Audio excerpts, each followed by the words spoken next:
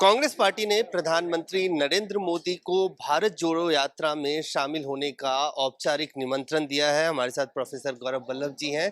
Professor साहब, ये सिर्फ प्रेस कॉन्फ्रेंस के लिए था या कोई निमंत्रण नहीं भेजेंगे भी भारत जोड़ो यात्रा नहीं, में? और इस इसके पीछे वजह क्या है? प्रेस वार्ता से ही निमंत्रण दे दिया ना, इससे ज्यादा डायरेक्ट निमंत्रण क्या है।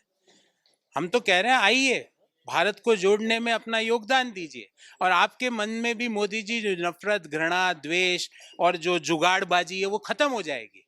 जो भारत के असली मुद्दे आपको पता लग जाएंगे कि दिन भर हिंदू मुस्लिम हिंदू मुस्लिम हिंदू मुस्लिम करना भारत का असली मुद्दा नहीं है। भारत का असली मुद्दा रोजगार बेरोजगारी करना है। भारत का असली मुद्दा महंगाई को सस्तीवाड़े में कन्वर्ट करना है। भारत का असली मुद्दा महिलाओं और युवाओं को सशक्त करना है। आप चलेंगे ना तो आपको लगेगा कि असली मुद्दे ये है। तो इसलिए आइए मोदी जी, राहुल गांधी जी के नेतृत्व में भारत का तिरंगा हाथ में लेके 3 घंटा चलिए। 3 घंटे से ज्यादा मोदी जी आप चल नहीं पाएंगे। हम तो चाहते हैं पूरा चले, पर जो राहुल जी जिस स्पीड से चलते हैं आपके बस का नहीं है मोदी जी। उम्र भी है आपकी, एज भी आपके फेवर में नहीं है और आपका अभ्यास भी नहीं है 35 किलोमीटर रोज चलने का। पर 3 घंटे चलिए, देश के लिए चलिए, देश को जोड़ने के लिए चलिए। अपने मन से जो ये कुविकार है इनको निकालने के लिए चलिए।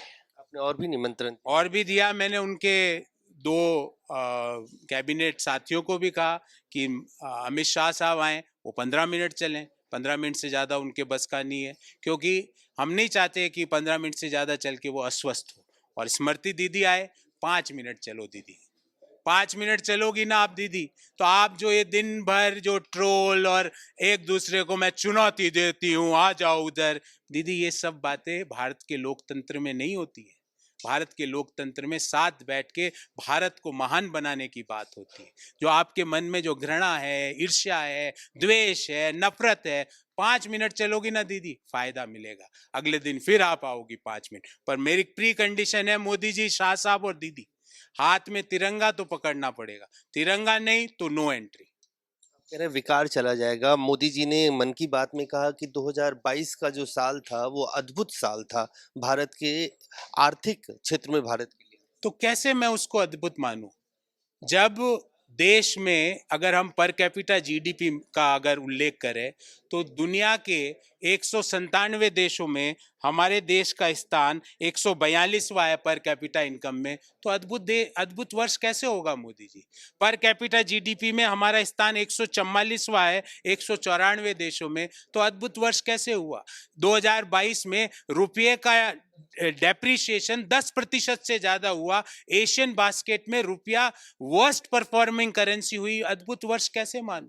बेरोजगारी की दर शहरों में 10% है और देश की बेरोजगारी दर 8.6% है।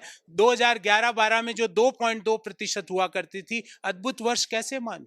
रिटेल इन्फ्लेशन लगातार पिछले 11 में से 10 महीने रिजर्व बैंक ऑफ इंडिया की जो अपर जोन लिमिट है 6%, उससे अधिक बना हुआ है। अद्भुत वर्ष कैसे मानूं।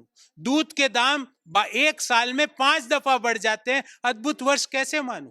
पेट्रोल के दाम, कच्चे तेल की कीमतों में $32 प्रति बैरल की कमी होने के बावजूद नहीं घटते हैं। अद्भुत वर्ष कैसे मानूं। एक्सपोर्ट्स लगातार गिर रहे हैं, ट्रेड डेफिसिट देश का बढ़ रहा है। अद्भुत वर्ष कैसे मानूं। ग्लोबल हंगर इंडेक्स में हमारी रैंकिंग 121 देशों में से 107वीं है। मैं अद्भुत वर्ष कैसे मानूं। मोदी जी बताइए ना, कैसे मानूं अद्भुत वर्ष। किस आधार पे अद्भुत वर्ष मानूं। हम तो यही कहेंगे 2022 is not a wonderful year, it is a dreadful year for Indian economy. तो साफ तौर से गौरव वल्लभ जो दोनों ही विषयों पे बोल रहे हैं। एक तो कांग्रेस पार्टी ने प्रधानमंत्री को कहा है कि वो भारत जोड़ो यात्रा में अमित शाह और स्मृति ईरानी के साथ शामिल हो। पूर्व शर्त ये है कि हाथों में तिरंगा होना चाहिए। और दूसरी, अर्थव्यवस्था को लेकर जो प्रधानमंत्री ने कहा कि 2022 का साल एक अद्भुत साल था अर्थव्यवस्था के लिहाज से, उसको इस सिलसिलेवार आंकड़ों के साथ कांग्रेस पार्टी की तरफ से प्रोफेसर गौरव वल्लभ ने ये कहा है कि इसको अद्भुत वर्ष नहीं माना जा सकता। कैमरामैन फिरोज के साथ अजय झा, दैनिक सवेरा, दिल्ली।